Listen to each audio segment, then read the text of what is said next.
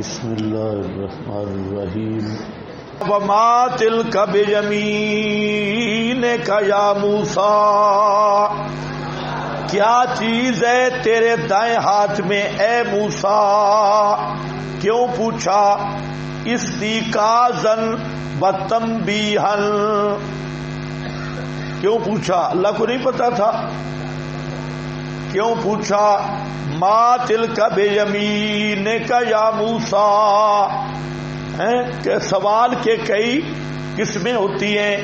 پہلے بھی سوال اشتیاق کے لیے آیا، تو جہاں سوال کیوں ہے استیقاظ اور تنبیہ کے لیے کہ حضرت موسیٰ علیہ السلام کے ہاتھ میں ڈنڈا تھا اور تھوڑی دیر کے بعد اس نے سانپ بننا تھا. اللہ نے پہلے بیدار خبردار کر لیا کہ یہ کہیں ڈالے سانپ بنے. اس کے ذہن میں یہ بات آئے گی کہ پہلے تو سانپ نہیں اٹھایا ہوا تھا، پہلے ڈنڈا تھا یا سانپ تھا. تو یہ توجہ اور التفات کروانا مقصود ہے کہ ذرا اچھی طرح دیکھ لے یہ ڈنڈا ہے. ما تلک بیمینک یا موسیٰ، اے موسیٰ تیرے ہاتھ میں دائیں ہاتھ میں کیا ہے؟ قال ہے یا عصای، عرض کی یہ میرا ڈنڈا شریف ہے. بیان حقیقت ہے، یہ میرا ڈنڈا شریف ہے. اور آگے فوائد بیان کیے، منافع بیان کیے. کیا ہے یا عصای، یہ میرا ڈنڈا ہے. اتوکا علیہا، کبھی تو میں اس پر ٹیک لگاتا ہوں، آسرا لگاتا ہوں. بیان منافع ہے. وَأَحُشُّ بِهَا عَلَى غَنَمِي، اور کبھی بہا میں جھاڑتا ہوں اس ڈنڈے کے ذریعے پتے درختوں کے اپنی بکریوں پر. وَلِيَ فِيهَا مَآرِبُ اُخْرَى، اور میرے لیے اس میں معارب مقاصد اور بھی ہیں، میرے لیے اور بھی کچھ مقاصد اور معارب ہیں. قال القیہا، فرمایا ڈال اس کو اے موسیٰ. اب یہاں پر بات ہے مختصر معنی والا تو چلا گیا جی کہ یہاں پر کیا ہو رہا ہے، محبت میں کلام لمبی ہو گئی، لیکن وہ ضروری نہیں ہے. یا عصا ما تلک بیمینک یا موسیٰ، تیرے ہاتھ میں کیا ہے؟ اس سوال کے ضمن میں دو چیزیں ہیں، کیا ہے اور کیوں ہے.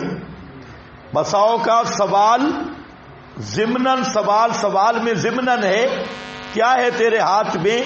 یا حضرت موسیٰ نے یہی سمجھا کہ صرف ڈنڈے کی حقیقت کے متعلق سوال نہیں ہے، بلکہ مطلب ہے کیا، کیوں یہ ڈنڈا کیوں اٹھایا ہے. جیسے اور مقام پہ بھی اس قسم کی مثالیں ملتی ہیں. تو بہرحال تو حضرت نے دو چیزیں بیان کی، ایک حقیقت عصا اور دوسرا کیا ہے، بیان منافع، ڈنڈے کے منافع ذکر کیے. میں اس ڈنڈے پر آسرا لگاتا ہوں اور بکریوں پر درختوں سے پتے جھاڑتا ہوں. اور اگلا کہ اس میں اور بھی میرے مقاصد ہیں. اس میں سارے ڈنڈے کے مقاصد آ گئے. ایک مقصد لکھا ہے، اگر پڑھ سکتے ہو تو، من منافع العصا، ڈنڈے کے منافع سے یہ بھی ہے ضرب الرجل نساءہ بہا، ضرب الرجل نساءہ بہا، آدمی کا بیویوں پر ڈنڈا اٹھانا. فیما یصلحہم، لیکن مقصد ان کی اصلاح ہو. تو ضرب الرجل نساءہ بہا، ہاں جو شادی شدہ اس پہ ہیڈ لائن لگاؤ. من منافع العصا ضرب الرجل نساءہ مارنا آدمی کا اپنی بیویوں کو، نساءہو اوپر رجل ہے، ادھر نساءہو، ہاں مارنے کی زیادہ ضرورت بھی پڑتی ہے جو بہت زیادہ ہو جائیں. نساءہو بہا فیما یصلحہم، لیکن مقصد پٹھانوں والا مارنا نہ ہو بلکہ مقصد اس کی اصلاح ہو. اتنا مارے جتنی اصلاح ہو سکے. ایسے میں نے کہہ دیا پنجابی اس سے بھی بے ایمان ہے. اچھا مقصد کیا ہے؟ یصلحہم، اصلاح مقصود ہو.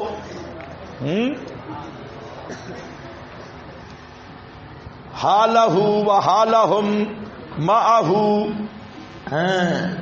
حالہم و حالہ معہ سمجھ جانا. حالہم معہ کا کیا مطلب ہے؟ او حالہن معہ. ہاں ومنہ قولہ علیہ السلام، آپ کا فرمان بھی ہے کہ ابو جہم جو ہے فلا یضع عصاہ عن عاتقہ، اپنے کندھوں سے اس نے ڈنڈا کبھی رکھا ہی نہیں نیچے. بیوی بھی اگر ذرا اتری ہو تو سیدھا کیا جاتا ہے. وقد روی انہ قالا، اس لیے بیان کر رہا ہوں، پچھلے دنوں ایک ٹی وی پر بیٹھا تھا، وہ سکالر تھا، سیکولر، بڑی تعویلیں کر رہا تھا جو قرآن پاک میں آیا ہے بیوی کو مار سکتے ہو. تو اس پر کسی اینکر نے اس سے سوال کیا تو نہیں ایسی بات تو نہیں ہے. اور اب وہ بیٹھا ٹی وی پر تھا، اور یہ پینٹ پتلون والا جتنا طبقہ ہے یہ بیویوں سے بہت ڈرتا ہے. توبہ توبہ. تو وہ پیچھے ایک دفعہ قانون بننے لگا کہ عورت کو بھی حق طلاق دیا جائے، یہ تحریک چلائی. پھر کسی نے سمجھایا، مولویوں نے تو کچھ اور ڈالا، تو پھر انہیں کسی نے سمجھایا کہ اس قانون سے کسی مولوی کو نقصان ہونے والا نہیں ہے، اس قانون سے نقصان ہوگا پینٹ پتلون والوں کو. ہاں کیونکہ مولوی کے پاس جو بیوی آ گئی وہ کبھی جانے کے لیے تیار ہی نہیں. اور جو تم ہوتے ہو نا پینٹ پتلون والے، سارا فارمی طبقہ اور سارے ادھر ادھر کے حرام خور، تو تمہارے پاس بیویاں رہتی ہی نہیں. اس لیے ہر پینٹ پتلون والا صبح اٹھے اور بیوی اسے 3 طلاقیں دے کے گلی پہ چلی جائے، نیا پینٹ پتلون والا مل جائے گا. تو یہ الٹے قانون. بھائی ضرب النساء، عورتوں کو مارنا شریعت نے اجازت دی ہے، لیکن اس کے کچھ ضوابط مقرر کیے ہیں. اس میں تعویلیں کرنے کی کیا ضرورت ہے کہ جی قرآن میں حکم ہی کوئی نہیں، فلانی چیز میں حکم، تو صاف نسختی کا انکار ہے. تو قرآن پاک نے کئی سٹیپ، سب سے پہلے سمجھانا ہے ان کو. اگر بیوی نافرمان ناشیزہ ہے اس کو اچھی وصیت کرو اور نصیحت کرو، تقریر سمجھاؤ، اور اگر وہ سمجھانے سے مان جائے تو ٹھیک ہے، کام ختم. اگر نہیں تو پھر اگلا درجہ ہے کہ بسترے جدا کر دو، اس کو اپنے آپ سے الگ کر دو. اگر اس سے وہ سمجھ جائے تو ٹھیک ہے. اور تیسرا ہے اس کو مارو، لیکن مارنا منہ پر بھی نہیں ہے اور درندوں کی طرح بھی نہیں مارنا، مقصد اپنا غصہ نکالنا بھی نہ ہو. اٹک میں وہاں اس دن قاری صاحب آئے تھے، مفتی صاحب قاری فتح محمد صاحب، تو میں بھی ادھر تھا. تو ایک بابا آیا مسئلہ پوچھنے. تو بابے کی بیوی جو تھی وہ سکول ٹیچر تھی، اور وہ جو بابے کو پوچھتی بھی نہیں تھی. تو بابا تو بڑا رو رہا تھا اور بڑا بگڑا ہوا تھا کہ آج جو ہے میں قاری صاحب سے مسئلہ رمضان تھا، مسئلہ پوچھ رہا تھا کہ آج میں اس کو پکڑ کے اتنا ماروں گا، اتنے. یہ مارنا جائز ہے قاری صاحب؟ قاری صاحب نے کہا ہے لیکن انسانوں کی طرح، جو ادب کے در. اسے کہا چلو پھر ٹھیک ہے. گیا بڑے بازو شازو اوپر کر کے اور پوڑا پورے جوش میں تھا. خیر گیا اس رکشے والے کو پیسے دیے بھئی میری گلی میں لے آنا ہے رکشہ. اس کا گھر اٹک تھا اور بیوی پنڈی سے آ رہی تھی. تو اب رمضان دن کا وقت تھا, وہ رکشے والا وہاں لے گیا رکشے کو. تو بہرحال جو ہوا سو ہوا. تو واپس آیا قاری صاحب کو, کہتے ہیں قاری صاحب مسئلہ دسو نا جی, مسئلہ بتاؤ. میرا روزہ بھی ٹوٹ گیا, اس کا بھی ٹوٹ گیا. وہ قاری صاحب نے کہا تو کہہ رہا تھا میں ماروں گا. اس نے کہا بس قاری صاحب خدا کی قسم ڈنڈا میرے ہاتھ میں تھا اور میں نے ڈنڈا اٹھایا یہ اور مجھے سمجھ ہی لگی کیا ہوا ہے.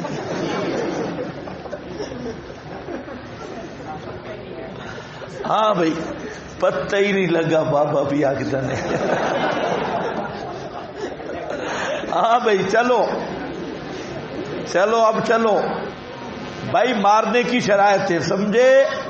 کالا لرجل اوصاہ لا ترفع عصاک عن اہلک اخفهم فی اللہ. آپ نے صحابی کو فرمایا کہ اپنی بیوی بچوں سے ڈنڈا نہ اٹھانا, یعنی ہر وقت کچھ نہ کچھ ٹھکور کرنا ہے, ان سے ڈنڈا سیڈ پہ نہ کرنا. اخفهم فی اللہ, اللہ سے ڈراتا بھی رہے اور تھوڑا تھوڑا ساتھ برکت کے لیے مارتا بھی رہے. رواہ عبادۃ بن الصامت, اس کو نسائی نے روایت کیا اور اسی سے ہے الک سوتا کا ہے سو یراہ اہلو کا. ڈنڈا وہاں کھڑا کر جہاں تیری بیوی دیکھ رہی ہو. او کھڑی وہ کھڑا ہے ڈنڈا دیکھ رہی ہو. یہ تب ہے کہ اگر ضرورت بھی ہو اور تب ہے کہ حوصلہ بھی ہو. یہ جو رن مرید ہو وہ کیسے یہ ڈنڈا ادھر کھڑا کرے گا. اپنی حیثیت بھی دیکھ لیا کرو, ڈنڈا آپ کھڑا کریں اور فائدہ وہ اٹھائے. یہ بھی تو ممکن بات ہے. اس لیے ذرا اپنا چہرہ بھی پہلے دیکھ لینا بھائی ڈنڈا کھڑا کرنے کا مجھے فائدہ ہوگا یا حکومت کو فائدہ ہوگا. دیکھو آج کل تو توبہ, علماء تو اللہ کی رحمت سے محفوظ ہیں, لیکن یہ جتنے ہیں نا پینٹ پتلون طبقہ الامان والافیل بار یہ دفتر میں تو بیٹھے ہوتے ہیں کہ لگتا ہے کہ یہ ٹرمپ کے بھتیجے ہیں, اور جب گھر جاتے ہیں تو 6 جوتے پڑتے ہیں. ان کو یہ بھی بتانا پڑتا ہے کس وقت تشریف لائیں گے. سر صاحب بتا کے آتا ہے اور پھر یہاں آ کے حقوق نسواں کی بات بھی کرتا ہے. بیوی کہتی ہے اگر آج بیان دے کے نہ آیا تیری خیر ہی نہیں. اندر سے ڈرے ہوئے. خیر والیا پیے مارے بوخرا, کسی طالب علم پر شیطان آ جائے اس کو بھی اس نیت سے مارنا کہ شیطان نکل جائے. یہ بہت کار ثواب ہے. شیطان طالب علم پہ حملہ کر دے, ہو سکتا ہے نا بھائی انسان ہے, تو اس نیت سے نہ مارو کہ طالب علم کو مار رہا ہوں, اس نیت سے مارو کہ ابلیس کو مار رہا ہوں. اور تم دل میں یہ سوچو کہ یہ خالص ابلیس کو انسان کا تصور ہی نہ کرو. معارب اخرى, یہ اور بھی معارب ہیں. 4 کتاباں آسمان اتریاں تے 5واں اترا دگا. 4 کتاباں کچھ نہ کیتا تے دگے کیتا سدھا. حضرت موسیٰ کے پاس بھی ڈنڈا تھا کیونکہ آگے جو معرب باللام کے پاس جانا تھا وہ مستحق کی ڈنڈے کا ہے. وَلِيَ فِيهَا مَعَارِبُ أُخْرَى, فرمایا ڈال اس ڈنڈے کو اے موسیٰ. فَأَلْقَاهَا, پس حضرت نے ڈال دیا اس ڈنڈا کو. فَإِذَا هِيَ حَيَّةٌ تَسْعَىٰ, فَإِذَا مفا جاتی ہے, پس اچانک حضرت کے ہاتھ سے گرئی ہے, زمین پہ آیا تو یہ حیاتن تسعیٰ, سانپ تھا دوڑ رہا تھا, فوراً سانپ بن گیا, دوڑنے لگ گیا, سانپ بھی بنا دوڑا بھی اب حضرت موسیٰ کھڑے ہیں، قال اور دوسرے مقام پہ ہے واللہ مدبرا ولم یعقب، حضرت موسیٰ نے دیکھا یہ تو یکدم صاف بنا، پہلا معجزہ تھا، حضرت مڑے اور دوڑ لگے، پیچھے مڑ کے بھی نہیں دیکھا، اگر پیچھے مڑ کے دیکھتے تو وہ حضرت پہ حملہ نہیں کر رہا تھا، وہ اسی جگہ پہ حرکت کر رہا تھا جہاں حضرت نے ڈالا تھا، لیکن حضرت نے تو پیچھے دیکھا ہی نہیں۔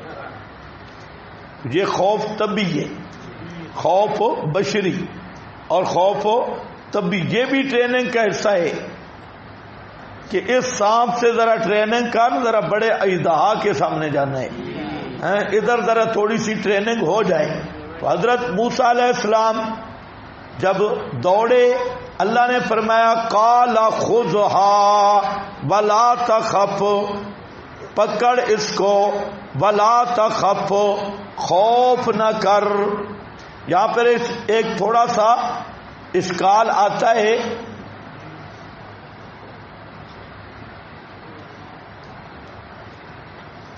اچھا لکھا ہے آپ کے پاس کہ یہ ڈنڈے کے سانپ بننے کے مختلف الفاظ آئے ہیں، یہاں پر آیا حیتن، دوسرے مقام پہ آیا جان، اور ایک مقام پہ آیا ثعبان، تو یہ تھا ایک،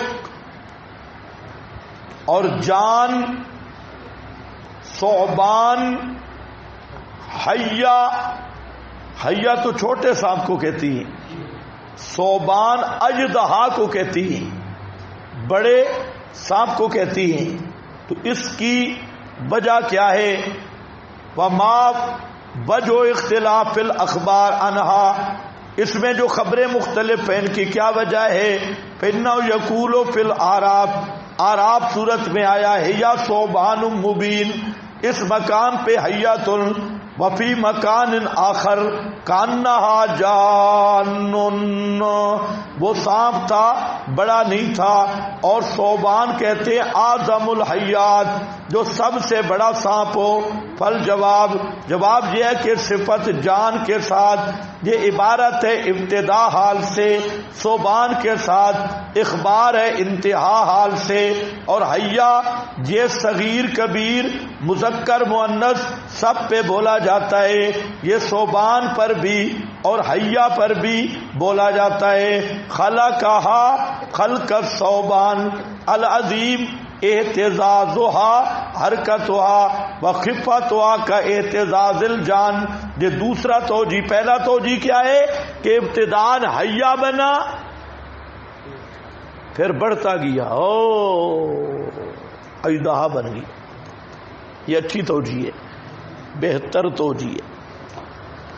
اچھا، دوسرا توجیہ یہ ہے کہ اس کا جسم تو تھا اژدہا کی طرح، لیکن جو بڑا سانپ ہے وہ ہل نہیں سکتا زیادہ، اور اس کی جو حرکت تھی تیزی تو وہ چھوٹے سانپ کی طرح تھی، یعنی تیز حرکت والا بنا۔ عام طور پہ جو موٹا آدمی ہوتا ہے وہ چل ہی نہیں سکتا، تو موٹا سانپ بیچارہ کیسے، ڈڈول سانپ،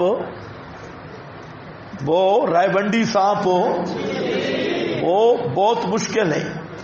تو ثعبان موٹا تازہ سانپ، اور حرکت اس کی تھی حیا والی، یہ اس لیے فرق آ گیا۔ بعض نے دربار کا فرق کیا، حضرت موسیٰ کے سامنے حیا تھا اور فرعون کے سامنے ثعبان بن گیا، بڑا اژدہا۔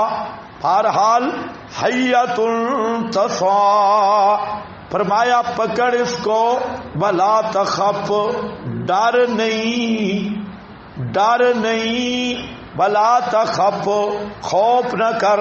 جب اللہ نے فرمایا تو علماء لکھتے ہیں حضرت موسیٰ نے اس کے منہ میں ہاتھ ڈال دیا، جو حضرت موسیٰ کا ہاتھ اس کے منہ میں گیا وہ یک دم ڈنڈا بن گیا، پہلی حالت اللہ نے فرما دیا ڈر نہیں، سنعیدھا سیرتھا الاولی، ہم ان قریب لوٹائیں گے اس کو سیرتھا الاولی، پہلی حالت میں، سیرتھا الاولی پہلی حالت پر، بازمم پہلی حالت ڈنڈائے۔ اس سیرت کا معنی بھی آپ کو آ گیا حالت، سیرت کا معنی حالت ہے، لیکن سیرت کا عرف فقہ اور پیغمبر کریم کی سیرت کے حوالے سے جو سیرت النبی ہے اس کا تعلق ہے غزوات النبی کے ساتھ۔ آپ کے غزوات جس کو آپ مسواک تک رکھتے ہیں اور صرف خوشبو کھانے پینے تک، اصل میں سیرت جو محدثین کی اصطلاح ہے، سیر، کتاب السیر پڑھی ہوگی، نہیں پڑھی؟ اس میں کیا ہوتا ہے؟ جہاد۔ تو اصل آپ کی جو سیرت ہے وہ ہے جہاد والی سیرت۔ صوفی نے اس سیرت کو بگاڑ دیا، سیرت الاولی۔ مسئلہ کیا سمجھے ہو؟ ایک تو حضرت موسیٰ غیب دان نہیں، اس لیے دوڑ پڑے، انہوں نے سمجھا نقصان دے گا، اور دوسرا مسئلہ یہ معجزہ نبی کے اختیار میں نہیں ہے۔ یہ ڈنڈا حضرت نے ڈالا، سانپ اللہ کے حکم سے بنا یا حضرت کے فعل سے؟ اگر حضرت کے فعل سے بنتا تو ڈرنے کا کیا مطلب تھا؟ آگے ڈنڈا حضرت نے پھینکا، سانپ اللہ نے بنایا، خذھا ہاتھ حضرت نے لگایا، سنعیدھا پہلی حالت پہ ڈنڈا اللہ نے بنایا۔ اس میں معجزہ کی پوری حقیقت آ گئی کہ معجزہ میں نبی کا اختیار نہیں ہے۔ ھذا برہان من اللہ تعالی لموسیٰ ومعجزۃ عظیمۃ وخرق للعادۃ۔ کیا آ گیا؟ خرق پھر خرق عادت آ گیا۔ باہر دال علی انہ لا یقدر علی مثل ھذا الا اللہ، کہ ایسا کام اللہ ہی کر سکتا ہے۔ وانہ لا یاتی بہ الا نبی مرسل۔ ابن کثیر ہے، آ گیا بھائی یہ پہلا معجزہ ہے۔ وضمم یدک الی جناحک تھا۔ ہمارے حضرت استاد قاری صاحب نے، قاری محمد اشرف صاحب رحمہ اللہ نے بیان کیا یہ واقعہ درس میں، اور یہی بات دو باتیں کی کہ اس سے معلوم ہوتا ہے کہ حضرت موسیٰ غیب دان بھی نہیں اور معجزہ نبی کے اختیار میں بھی نہیں۔ بریلوی مولوی نے جواب دیا لاؤڈ سپیکر کھول کر، اس نے کہا ہے بہابڑا مولوی گستاخ، کہتا ہے نبی کے اختیار میں نہیں، تمہارا کام ہی نبیوں کے اختیار کی نفی ہے۔ میں تجھ کو بتاؤں، حضرت موسیٰ اس لیے نہیں دوڑ رہے تھے کوئی سانپ کا خطرہ تھا، حضرت موسیٰ اس لیے دوڑے تاکہ نمونہ بن جائے کہ آئندہ کوئی امتی سانپ دیکھے تو یوں دوڑ لگا نہیں۔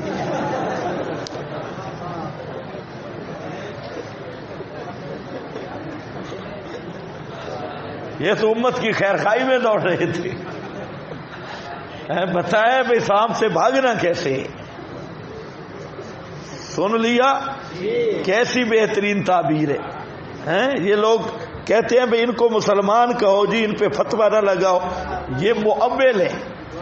تعویل دیکھی کیسی خوبصورت تعویل، اگر یہ کافر نہیں تو پھر ابلیس بھی نہیں ہے، اس نے بھی تو اچھی حکمت آگے پیش کی۔ اب یہ خالص محرف شیاطین ہے۔ بزمم یدا کا ایک اور کھڑا ہوا بھٹو کے زمانے میں، بلکہ وہ تحریک پاکستان چل رہی تھی، تو مولوی سرکاری مولوی الامان والا پیر، یہ ان کا مقصد صرف کرسی ہے اور کچھ بھی نہیں۔ تو اس مولوی نے یہ آیت پڑھی، اس نے کہا لوگوں قرآن میں موجود ہے کہ جنا کا ساتھ دو، تم کوئی نہیں سمجھے. کون تھا جنا؟ ہاں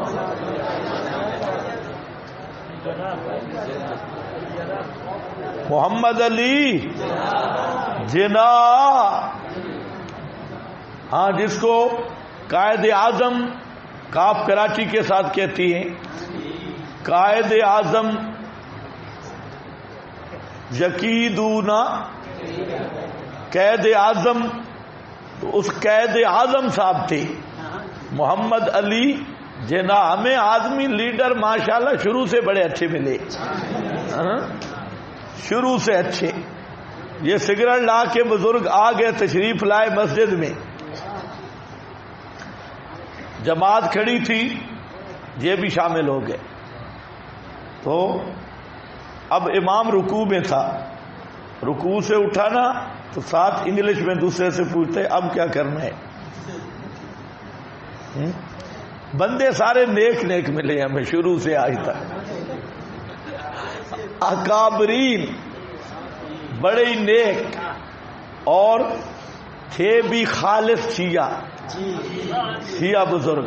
لیکن چونکہ سیاسی قائد تھے، قائد اعظم کوئی معمولی بات تو نہیں ہے، قائد اعظم تھے، سیاسی لیڈر تھے.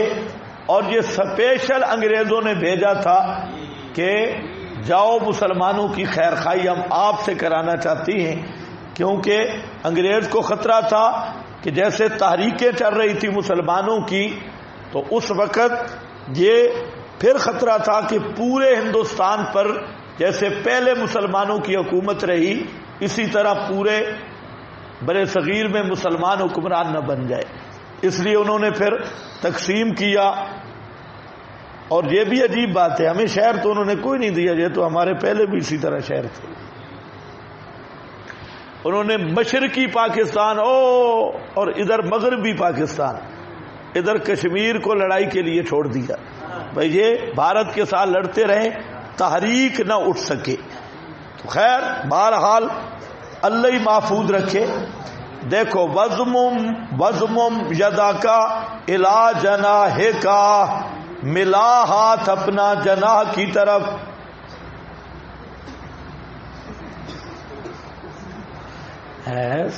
جس طرح آج کل یہ جمعیت علماء اسلام والے، جو علماء مریم والے مولوی، یہ آدھا قرآن فٹ کر رہے ہیں ووٹوں پر.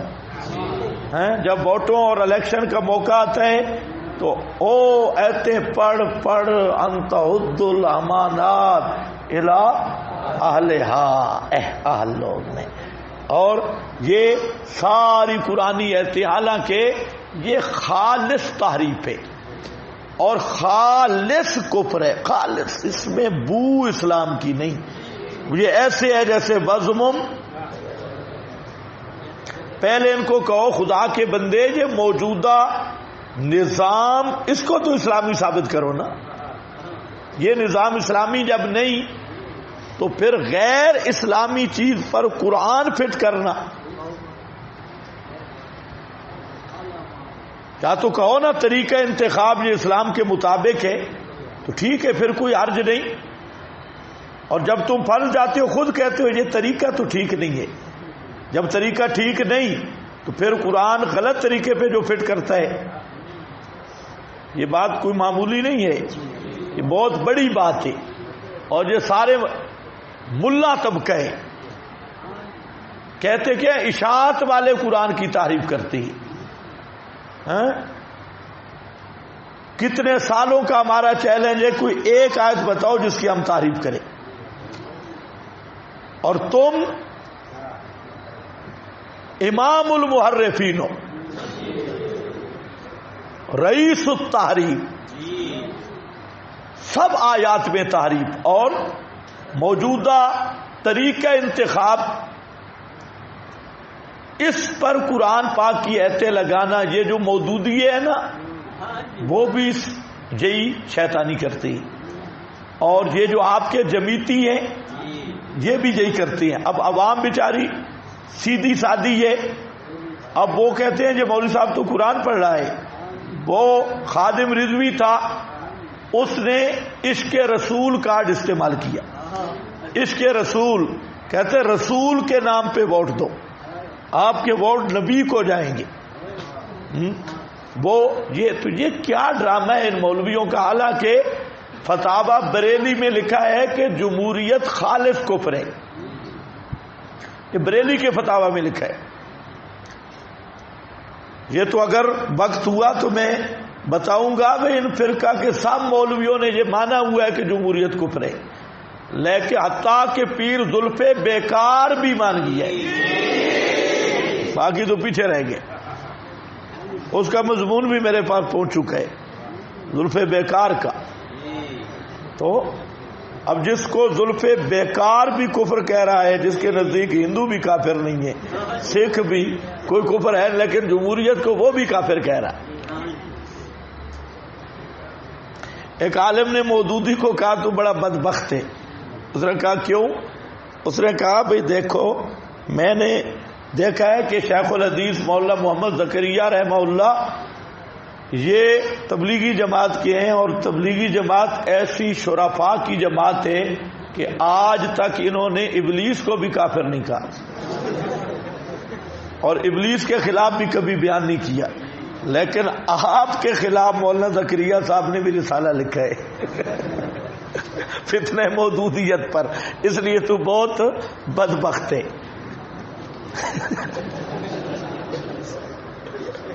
ہاں بھائی دیکھو، وَضْمُمْ يَدَكَ إِلَىٰ جَنَاحِكَ، ملا ہاتھ اپنا بغل کے ساتھ، تخرج بیضاء، نکلے گا چمکتا ہوا، بیضاء، بیضاء کا معنی روشن ہو کر، چمکنے والا، من غیر سوء، سبحان اللہ، یہ من غیر سوء تورات کی ایک غلطی کا ازالہ ہے۔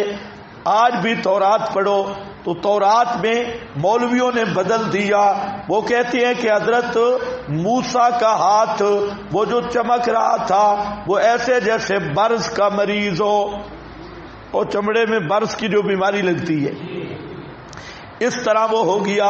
حالانکہ قرآن نے حضرت موسیٰ کی صفائی پیش کر دی، من غیر سوء،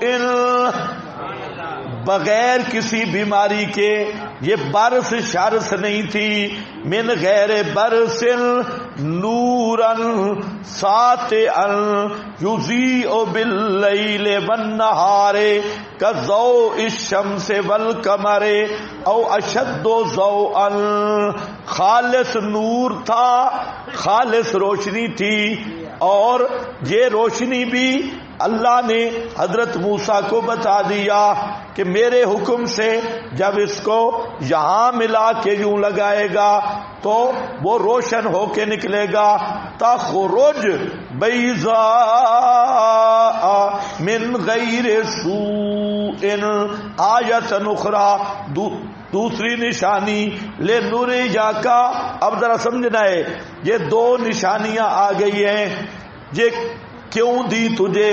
لے نور جا کا، تاکہ دکھلاؤں میں تجھے، من آیاتنا الکبریٰ، اپنی قدرت کی کچھ بڑیاں نشانیاں، یہ دو لے جا، لے نوری جا کا، یہ دو تجھے اس لیے دیے تاکہ ہم دکھائیں تجھ کو، من آیاتنا الکبریٰ، اپنی بڑی بڑی نشانیوں میں سے کچھ۔